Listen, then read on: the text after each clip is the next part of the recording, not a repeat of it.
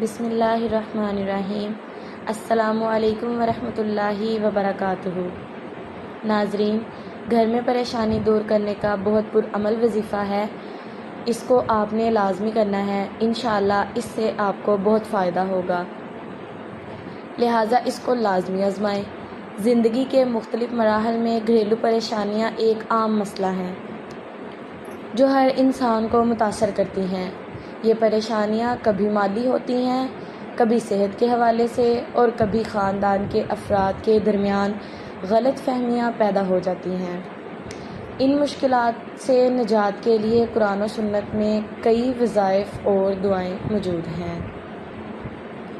چلیں بڑھتے ہیں اپنے وظیفے کی طرف۔ میں آپ کو بتاتی ہوں کہ آپ نے یہ وظیفہ کیسے کرنا ہے۔ سب سے پہلے 5 وقت کی نماز کی پابندی کریں۔ نماز روحانی سکون ہے اور اللہ کی مدد حاصل کرنے کا ذریعہ ہے۔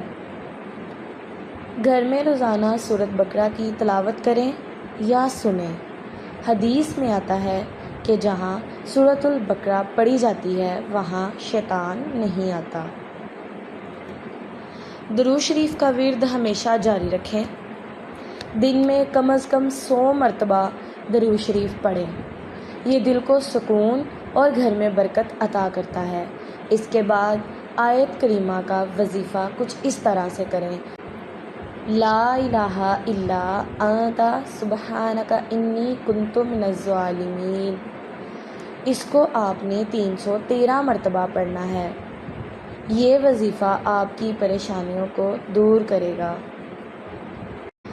پھر رات کو سونے سے پہلے 3 مرتبہ سورۃ الاخلاص، 3 مرتبہ سورۃ الفلق اور 3 مرتبہ سورۃ الناس پڑھ کر اپنے اوپر دم کریں اور اپنے گھر والوں پر بھی دم کریں۔ پھر اللہ سے دعا کریں۔ ہر وظیفہ کے بعد اللہ تعالیٰ سے عاجزی کے ساتھ دعا کریں کہ وہ آپ کے گھر کی پریشانیوں کو دور فرمائے۔ یقین کامل رکھیں کہ اللہ تعالیٰ ہر دعا کو سنتا ہے اور ہر مشکل کا حل فراہم کرتا ہے۔ گھر کے تمام افراد کو محبت اور اتفاق سے رہنے کی تلقین کریں۔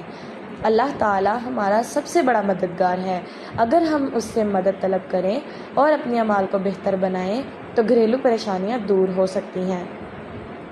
اللہ پاک ہمارے گھر کو سکون اور برکت عطا فرمائے، آمین۔ یہ وظیفہ پریشانیوں کو دور کرنے کے لیے ایک روحانی عمل ہے جسے خلوص نیت اور یقین کے ساتھ کیا جائے۔ امید ہے ہماری یہ ویڈیو آپ کو لازمی اچھی لگے گی۔ اگر آپ اس کے بدلے ہمیں کچھ دینا چاہتے ہیں تو چینل کو لازمی سبسکرائب کر لینا، یہ آپ کی طرف سے ہمارے لیے دعا ہوگی۔